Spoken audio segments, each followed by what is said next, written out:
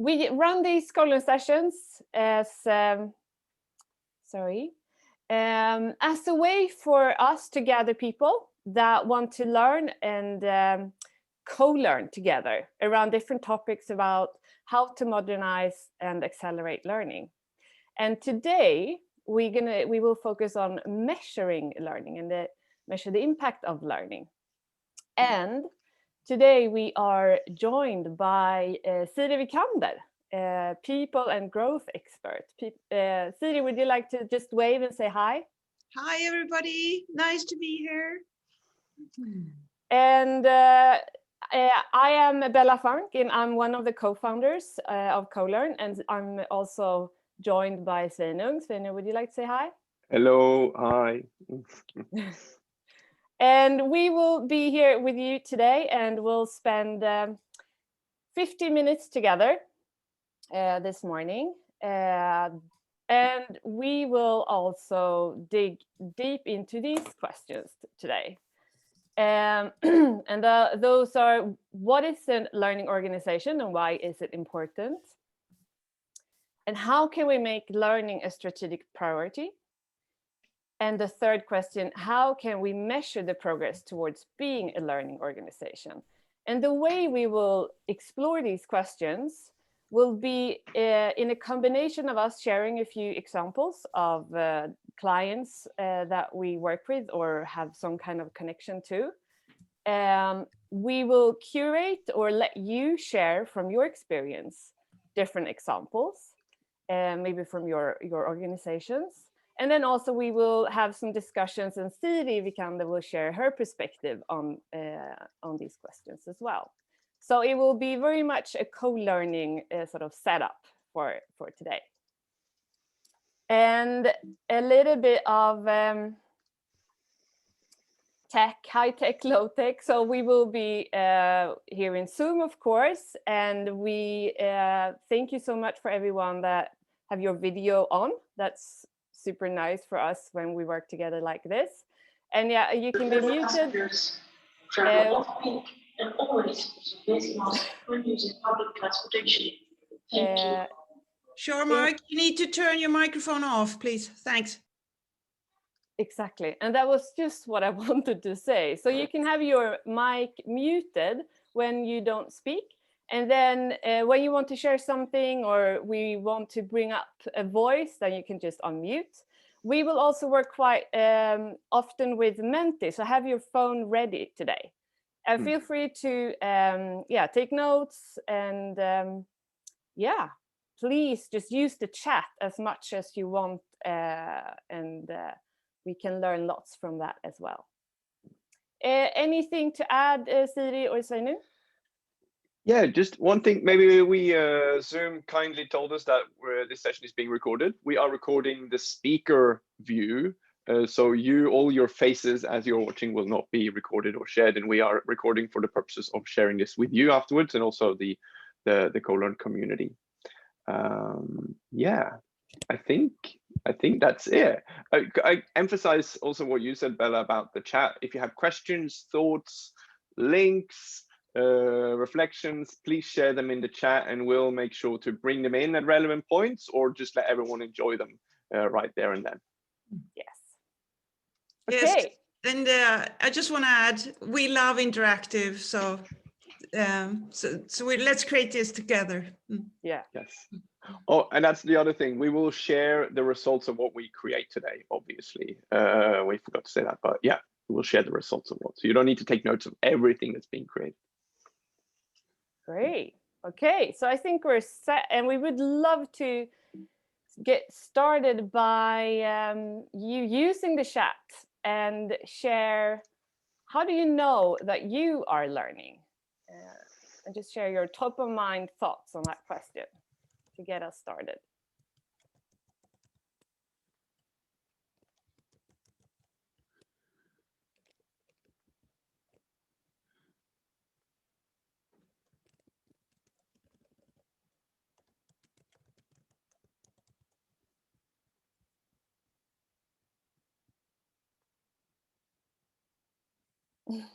My frontal lobe gets tired. When I'm asking questions, staying curious and motivated. When I try new things with another result than before. When I get inspired. I'm not bored when I'm learning. Okay, that's great. When I'm thinking new thoughts.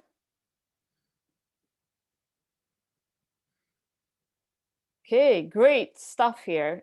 Please dig deeper into and lots of comments. Okay, so I mean, this is really what we on a higher level will talk about today, but we will focus on how we can set the becoming or being a learning organization on the agenda by defining visions and KPIs. So that will be the main topic, and we'll start by just like creating a common ground or a definition of what is a learning organization and why is it important. So the definition we usually use, and I know there are lots out there, but the definition we use is that a learning organization is an organization that continuously adjusts and evolves to the pace of change. I wanted to bring in you here, Siri, to give us some perspective on the traits that you can look for to see if an organization is a learning organization. What would you say? Yeah, thank you, Bella. It's a great question. First, to really sort of ponder on what does a learning organization look like, and do I work in one? For me, the traits are that it's not top-run, that the team members are truly empowered to explore the how, where you have leaders that sort of explain the why with the story that engages. But the team members are truly empowered. There's a high level of pride in what you're doing.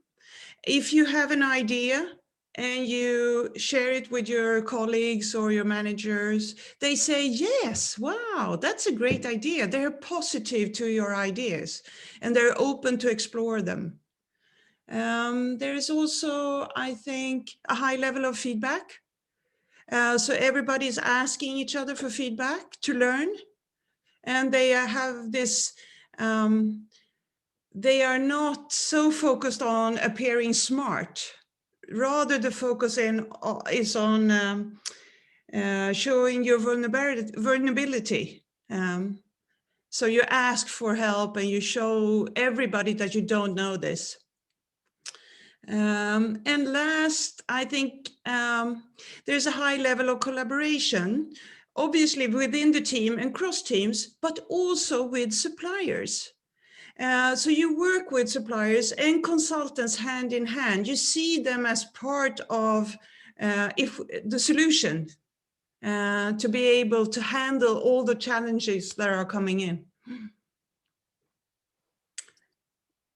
Thank you, Siri, and I love the latest point that you just mentioned, which is also one reason why we organize these Colearn sessions, because we see a need for organization within the space of learning, and of course in lots of different spaces, but this is where we are very active in, and we see that so many organizations are experimenting, trying out and finding ways to work to become more of a learning organism or organization. And there's so much potential to learn between organizations. And so sometimes we as consultants, we just want to be the facilitators of that knowledge sharing. And that's the purpose of today. So please build upon what Siri said, share your perspective. What are the traits that you think you should look for, or you can see when you see a learning organization? So please use the chat and build. We also wanted to spend a little time on just like the effect of a learning organization. And there are lots of different research and studies showing that an organization that is learning constantly. They are faster to the market, they are more profitable and more innovative. Also, if you look from the more, if you build on the innovation data here, and you look deeper into people, there are research and study that show that people that continuously learn, they are less stressed and more motivated and feel more engaged and so on. So lots of studies and arguments, if you are in a situation to argue for learning as an important pillar or strategic pillar in your organization, there are lots of studies and research out there. Now, we wanted to check in with you to hear to what degree you think your organization where you work is a learning organization. So you go in to Menti and you use the code 62 27 27 44, and we'll see just where all of you see that your organization is at the moment. And Svinung, do you want to overrule my sharing? Great. Thank you. Overruled.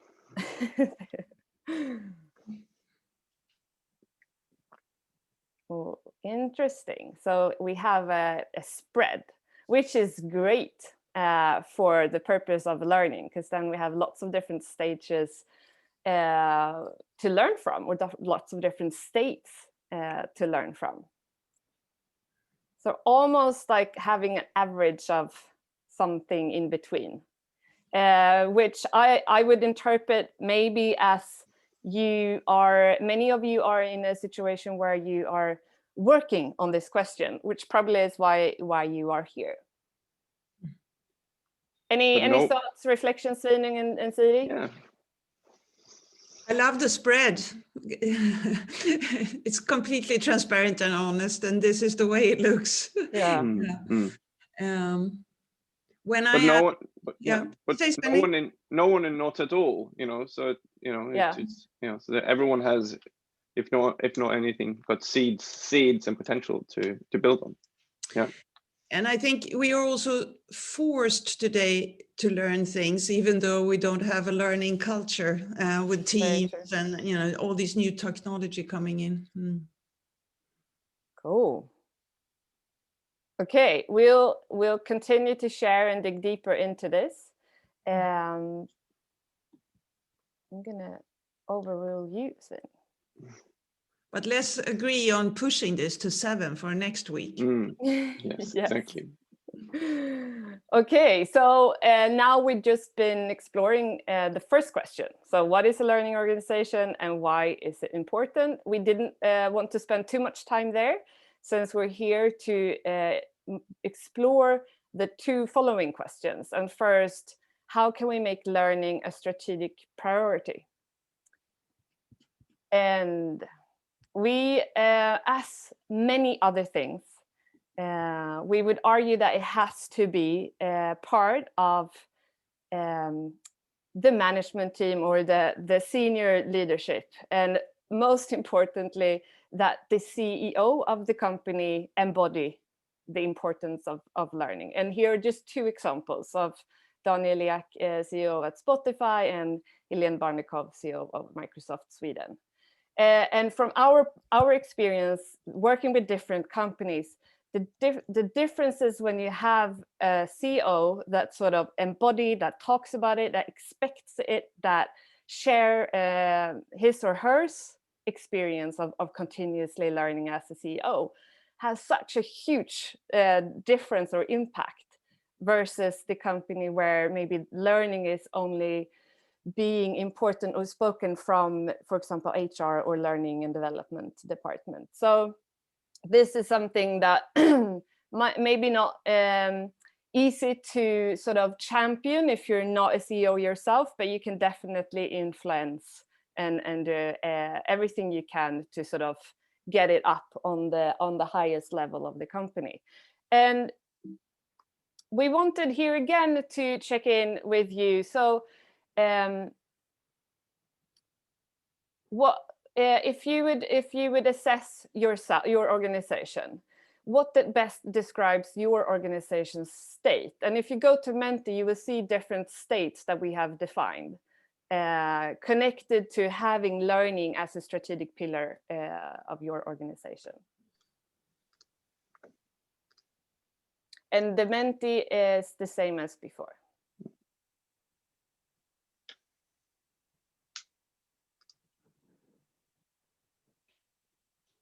Okay. So now we can see maybe the reason why we had the spread. We'll see. So quite many that are here today, almost 50%, 45%, would say that you have learning established in your overall organization strategy. Or in the process of including it in your strategy. And that's a very good combination also for the knowledge sharing. The ones that have established to share your experience, your examples, and for the ones in the process to share your thoughts, questions, your thinking, what you're planning maybe to add into the strategy. Any reflections here, Siri? I was just thinking about the World Economic Forum report, where it says that 50% of what we know today on how to solve our tasks is going to be obsolete in 5 years' time. But it has to be a strategic question in all organizations now. The need for reskilling, upskilling is huge. Yeah. Also, maybe want to lift in the comment or question, a comment from Christopher around that. In large organizations, there might be divisions or departments or pockets where learning is high on the agenda, and I think not to underestimate the power of that, but we lift this overall strategic position and placement of learning in order to make that a sustainable, long-term, even when the going gets tough, priority. So that there aren't other things that can easily tip it over or take its place. Yeah. Great. I'll overrule the end. So we wanted to share a few examples. If we so yeah, I think we need to acknowledge Caroline's in the chat here. It's high on the agenda. It's written in all kinds of strategic documents. Now we just need to make it happen as well. Well, I totally agree. That's the hardest part. Yeah, absolutely. But then that is a good starting point and an important starting point because then you have the expectations set in the organization and you can refer to it. So yeah, good starting point, I would say. Okay, so so we wanted to dig into how you can formulate and how you can sort of motivate and inspire your organization. And some organizations work with visions to describe, why are we doing this? And here are a few examples that we wanted to bring up. And to your point, Christopher, the Swedish Public Employment Service, their vision is for their IT department, which is a huge part of the Swedish Public Employment Service. So this is not a vision for the full, the total organization. But their vision to work as and become and be a learning organization is to, as you see here, we have a constantly learning culture where we learn from each other, are curious and innovate individually and together in a changing world. And then we have this other company, can't mention which one, but a big global company. And their vision for learning is we are allowed to learn, we want to learn, and we're able to learn, which I think is a very powerful one. It's easy to see where I contribute depending on what kind of role I have and how can I create conditions for others and take responsibility myself, etc. And then we have ICA-gruppen. Their definition and vision is to be a constantly learning organization that they use, I've seen quite often.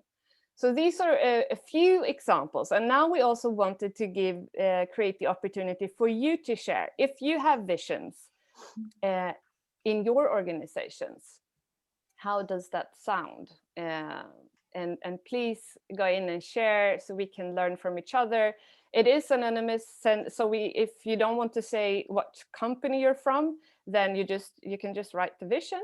But if you want to say what company, you're more than welcome to add it in brackets. Yeah, or something. please do. So please go into Menti again and share.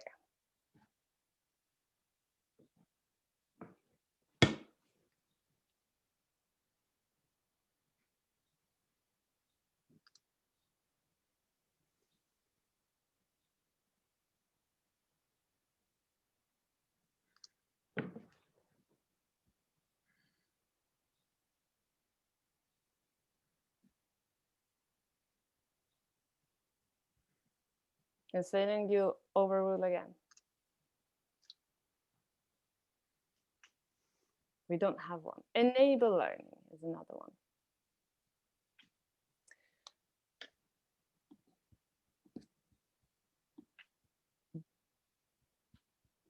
Be an explorer, discover, lead, not follow.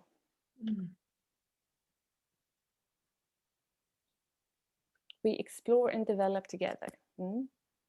Yeah, I can totally see that also. This, for some, it might be a strong value in the organization, and maybe that's how you connect it on the strategic level.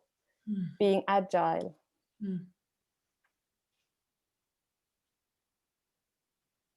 We live, learn, explore, and evolve together. I think Patricia put one in the chat as well. All development requires learning. Nice. So the interesting thing looking at all this is how different yet similar they are. May I say something? Yes. There's only, I might be wrong, but I think it's only one that's connecting to the business challenge. And it's the optimizing conditioner for our employees to learn at the speed of the business. And I think that's what I lack in all the others, the connection to the business challenge. So, because we learn to be able to survive as a company or survive as an organization, stay relevant. So I think here is one of the key success factors, is to actually connect your learning vision to the business challenge and employee challenge for that. Great. And if you have reflections, please share in the chat or questions. But thank you so much for sharing and being so generous, everyone.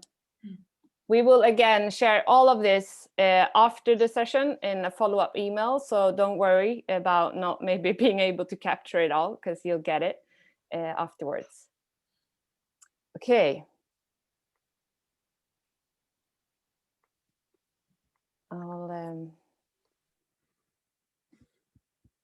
Sorry, I'm back here. Okay. So moving on to the measuring question. So how can we measure the progress towards being a learning organization? So here we want to spend a little bit more time because we think there is lots to learn and lots to explore on this topic. And again, a few examples. So the Swedish Public Employment Service, they have defined 3 ways to measure and secure that they are progressing and being a learning organization. Where one is that they want to look for and measure that people are taking responsibility for their learning and that they spend 1 to 5 hours per week on learning. They also see that if people change roles more often, that's a success factor, and that will also have an impact on them being a learning organization. And also that they have established a growth mindset amongst all employees. And Södra, they have just recently defined this, so it's very, very fresh. But they want to, and this is on a very high level of their strategy, they want to see that 80% of their employees experience an increased learning in everyday life. And then they measure that towards a few different questions. And then we have ICA Group, and they measure and want to see an improved result of employees answering the question, I have good opportunities to grow and learn at ICA. So these are a few examples to measure, are we learning, are we doing what we can to help people learn, and so on. Any reflections or thoughts here, Siri or Svenning, before we get into doing the same as before and let people share examples? I love the one from Arbetsförmedlingen. It's so great because the first one is how much time. And the second one is sort of an action you can take to create learning. And the third one is the culture. Yeah, I like them. Great. And we would love to hear if you have examples again to share. So again, in Menti, so if you are measuring this on a strategic level, how are you doing that? How does that sound? Yes, it is. Yeah, now Monica has a question in the chat. Do they measure growth mindset? How? Experience? I think we have people from Arbetsförmedlingen or Swedish Public Employment Service present. Anyone would like to share answer to that question? I could try. Lotta Algren here. We think it's hard to measure it, but we have done it with some Menti actually, and the questions are like, can I remember one of the questions even? Questions about in what level you think you are learning more, or I'm sorry, I don't have the questions in my mind right now. I saw Joachim. Joachim, do you remember any of our questions in our enquete? Hi. Morning, everyone. Joachim, also from the same organization. I'm actually joining by telephone, so I can't check right now. But basically, it's the definition of growth mindset as you use it, Colearn. So we basically have a few questions that center on the actual core of those questions. So it's like a self assessment on a few questions. Great. And it's and again, it's worth repeating. It's the IT department of this organization. Yes, it is.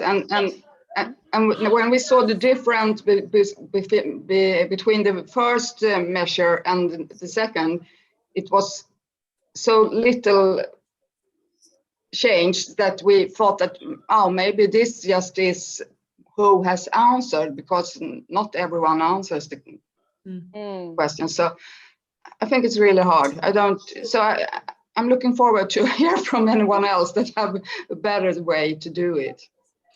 Lena is adding that you have 8 different specific questions regarding this. Yeah.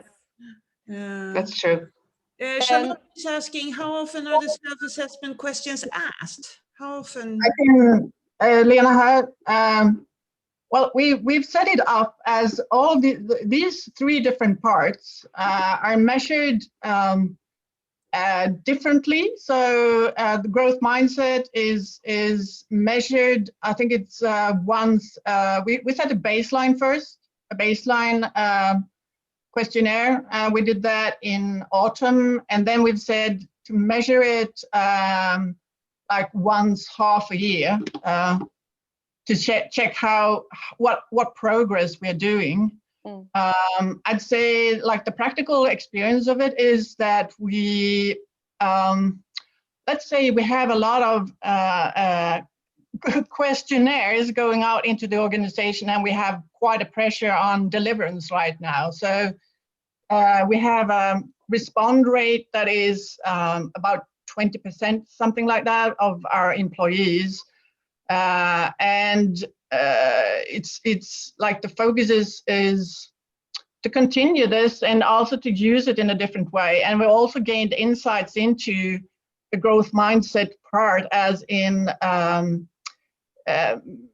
need to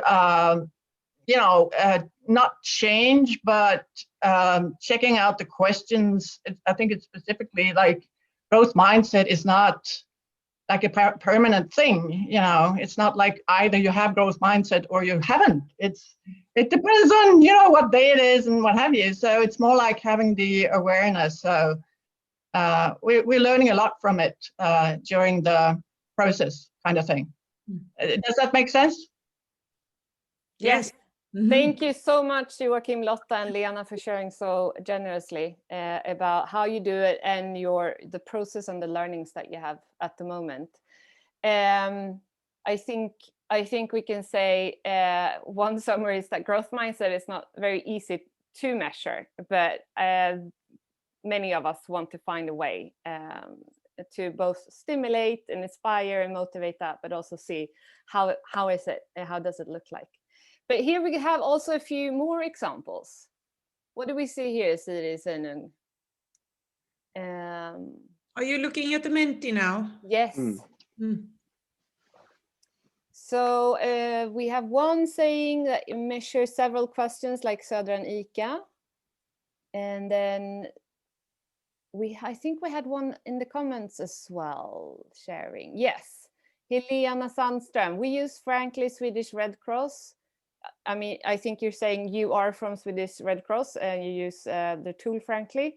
And the question is, I learn and evolve in my role. Cool. Yeah, that's a good one. Do we have more examples here? No. Okay. And how much support we at Learning and Development is giving, and to whom? And they also use Frankly as the recurring self-assessment tool. And Patricia raised her hand. Please put your mic on and share.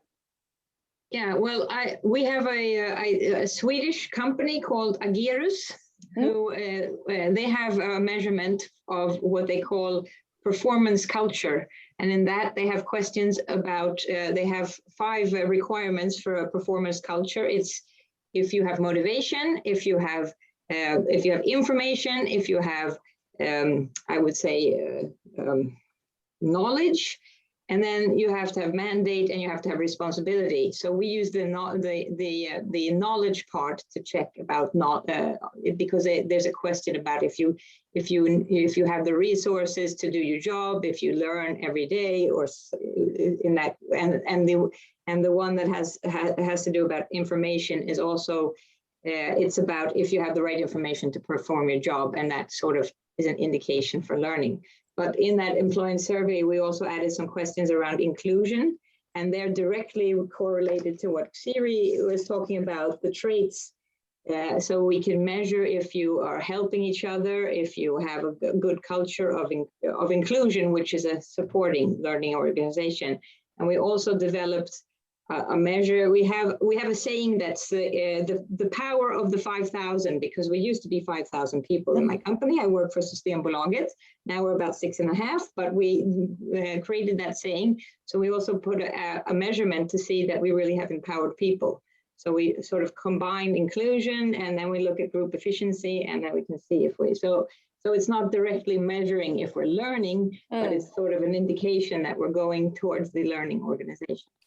Interesting. Thank you so much for sharing that. Any learnings from your experience measuring in that way? Anything that you feel like this works really well, this is what we're looking into at the moment to improve? Well, I think that since we sort of saw, we have a really good analyst, and we saw a correlation between the measurement for group efficiency, inclusion, and the culture, performance culture, and now we're trying to figure out, okay, so where do we start? Do we have to go with the inclusion question, or what? So we're trying to figure out, which part to start from. That's what we're doing right now. But I would say that we worked with learning organization for such a long time, but we never called it a learning organization. Yeah. So I think that when we sort of introduced that, it's like, what's that? And then when you start thinking about it, we see that we do a lot of things, but we never called it a learning organization. That's interesting. Yeah, great. So, thank you. Yeah, sorry if I interrupted you. No. But thank you so much, Patricia. It's great. And you have a few cheering comments here as well. And then we also have another comment from Rebecca Thelin, connecting back to the measuring growth mindset discussion. So perhaps it's good to measure outcomes, behaviors of growth mindset instead of mindset. That's a great point. Any other reflections or anyone that wants to share? Please, you can put your mic on. Can I share something? Yes, Imran. Hey, thank you, Bella. Hey. So thank you for organizing this event. It's amazing. So it's great to be here. So I was just thinking that since we are thinking of learning organization, maybe it's a good idea, like based on my experience, what I've seen is that if we think about it from the point of view of organizational learning, like how the organization is learning as a whole, and which is through the individuals. So if the individuals are learning, the organization is learning, and then it becomes a learning organization. But what I've seen in the past, that it is even more important if that the knowledge is being archived, because the members would leave, but the knowledge needs to stay, so that the change can be implemented and this can be practiced by new individuals. Because recently, due to the pandemic, I saw that many of the previous and existing knowledge, those were lost because those were not recorded and those were not practiced. So I think recording the knowledge and practicing that also helps to make the organization a learning organization. That's a very interesting point. Siri, yeah, please. That's so great, Imran. And also, if you don't have time, sometimes you don't have time to document because you're sort of moving ahead so fast. But at least the least thing you can do is make sure that everybody's sharing their knowledge with each other. So really spread and work with initiatives that are where you share best practice or things you've done that's been successful within the organization. Good point. Yeah. Thank you, Siri. Yeah. Thank you both. And please continue to share perspectives and comments in the comments in the chat. Now we want to give some space for you, Siri, to share your point of view on measuring. You said to us in the beginning when we checked in, before all of you came, you said, finally I get to speak about measuring. And so, yeah, we're super happy to give you the space to share all your experience and point of view on this topic. Thank you, Bella. And it's great to be here and such an engagement. And so, we're all working with the same thing. So it's great to be here and learn from each other. I just want to, before I start, I think this about measuring and what to measure. I think this idea of measuring behaviors that are part of having a growth mindset is a great way to measure. And you can do that in an annual employee survey or with Frankly, with frequent pulses. And I think some of the questions that we used at Scandic was, do you collaborate cross functions? Do you get feedback on the work you do? Do your manager ask for feedback? If you have an idea, is that possibly, are there others positive to your ideas? So we actually measured all the parts in the growth mindset. And we did that every year for 5 years, from 2015 to 2020, once a year, so we could see the progress. And so that worked really well. And what we saw also was that we had the main problem was feedback. So then 1 year, Joel is here. He worked together with us at Scandic then. Hi, Joel. To really create a feedback culture. And then we measured more often during that year. Just feedback. Yeah, and you can, I have 3 steps here regarding measuring. So first, but why do we measure? And if you click one more time, so I have all my 3 bullets there. The first is to have a baseline. So you know where you are. To learn from the data and to adjust along the way. And to get funding. Because if you have data, then you can build a business case and then you can get more money to do fun things in organizations. So that's why I measure. But as Bella mentioned, when I try to talk about measurement in organizations, they're not as positive as you are here to this. And I think maybe we're hesitant, both because we don't really know how to measure, but also because it might show that we're not doing the right things. It might be obvious that the things we're doing don't have the effect that we want. And I think we just have to get over that if that's the case. And the second step is to have a backward curriculum. I think for years and years and years, we started off with the format. Oh, we're going to have a classroom training, and we booked the hotel, and then okay, it's going to be 3 days, 12 participants, and we're going to talk about leadership, and then announce the training, and then decide how to measure. And I think you need to do it the other way. You always have to start with how are we going to measure this? And one good way to do this is to look at the business challenge. How can we measure that? Where are we now? And what's the business challenge? And how can we measure that going forward, how we handle that challenge? So for example, if it's innovation, how can we measure how innovative we are? And we also need to look at the employee challenge. Is it feedback? Is it collaboration? Is it mandate? Is it pride? What is it? What's the challenge? When we know that, and when we can set a goal and decide how to measure, then we can decide on what to do. And the third is to have a really close look at the strategy for the organization. What are the strategic goals? What does the future state look like? And how can we, working with learning and development, help the organization to move there, and how can we measure? So first, why do we measure, and then the backward curriculum, and then the third is how can we measure success? And you have all these great ideas here already. I think it's important to look at business data, for example, sales, customer satisfaction, net promoter score, number of support tickets coming in, for example. You can also look at employee data in employee service, like empowerment, pride, innovation, feedback, collaboration that we already mentioned. And you can also look at specific content and that data for a specific period and for a specific location.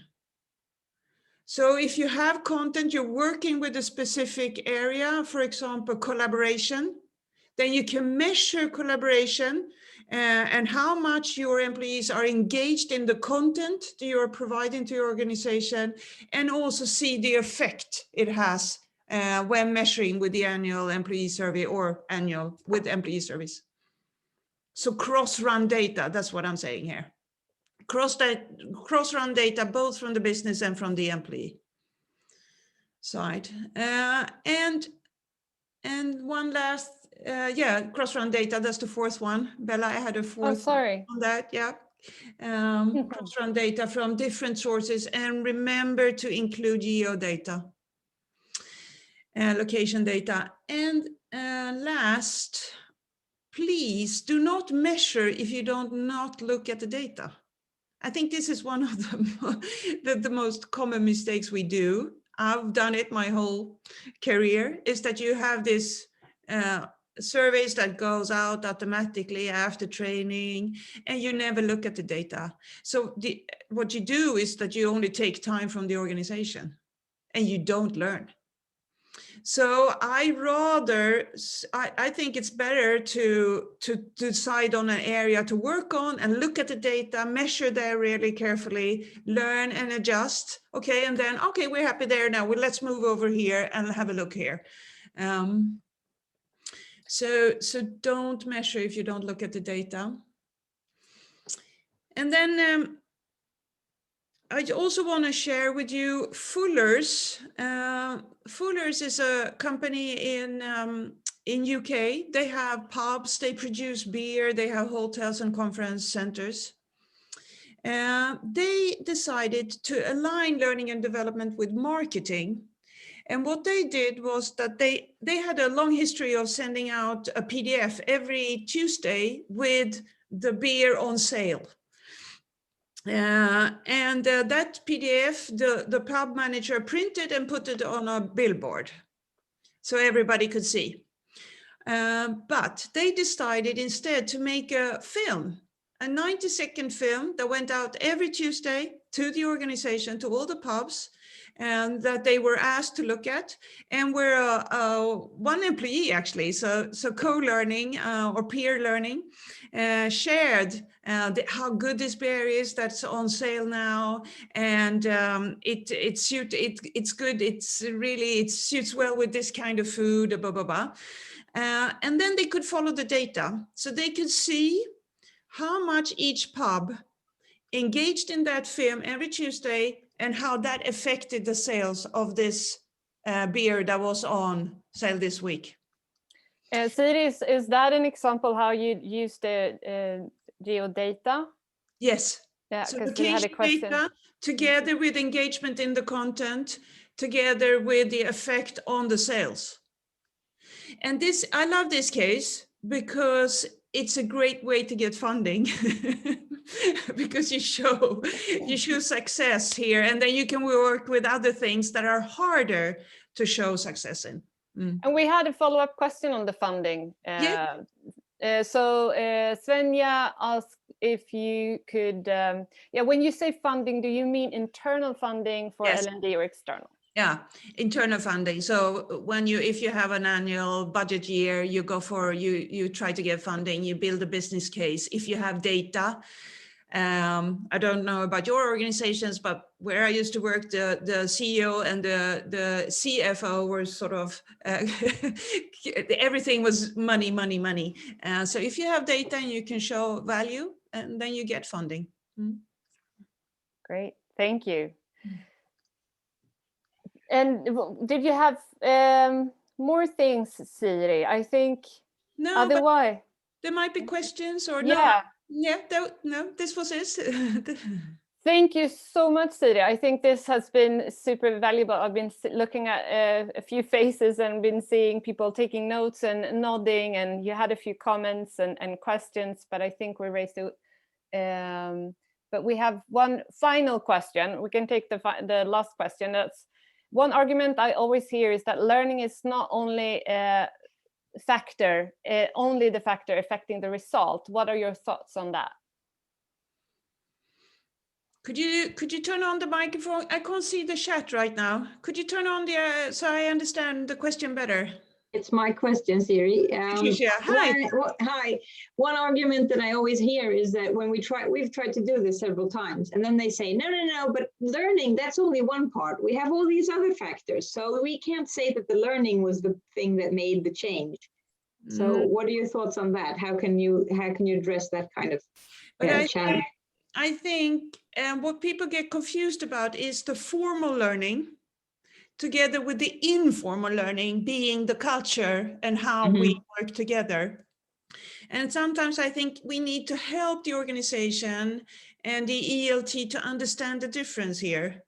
And sometimes I go back to research here, like the Deloitte report or the World Economic Forum report. So when I build a business case, I also take research into my sort of business case, so they see, and maybe examples from other organizations also.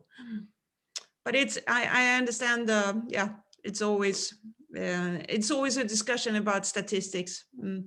Yeah, well, it's like, oh yeah, but you need to think about leadership, you need to think about this and that, you need to think about if the business process is working, and so we give some learning, and that's how can we see that that's going to be the one thing that made the change. So that's one of my biggest challenges. Yeah.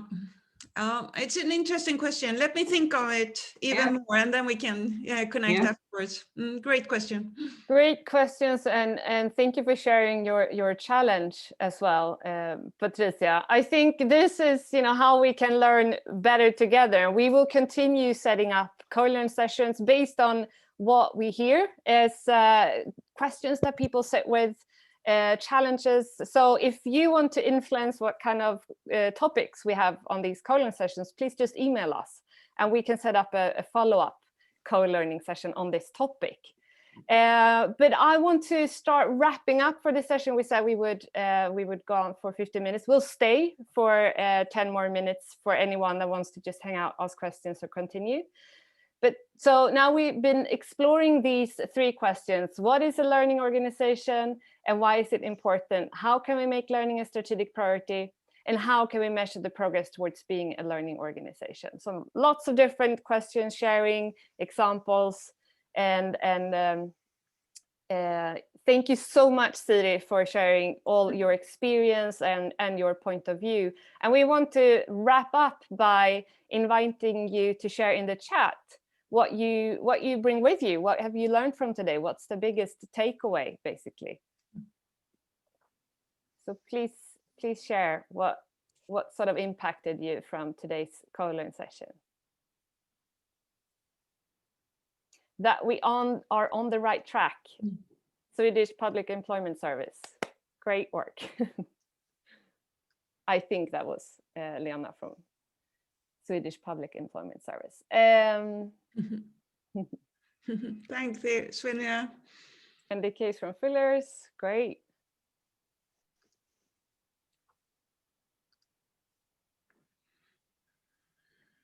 The importance of learning in organizations, great.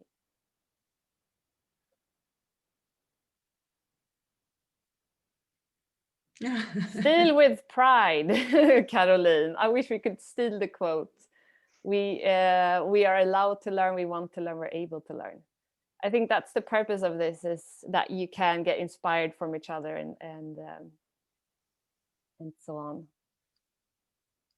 Great. That learning vision needs to be tightly connected to the business. The real world examples for inspirations. Great. Good to see that you're taking away different things from today's session. And yes, Svenung, did you want to say something? No? We want to say thank you so much for being so generous, sharing. We think that's a key pillar for organizations to learn, is to also learn between each other. So I hope that you feel that you did that today. And anything from you, Siri, before we I just want to thank you for this. I got a lot of energy from this. So thank you for sharing and being so active. Great thing. Cool. And then if anyone want to stay, put on your mic and ask a follow-up question, you can do that. We will stay here for another 5 minutes. But for the ones that want to take a break before you move on to the next thing, please take that time. Thank you. Thank you, all of you.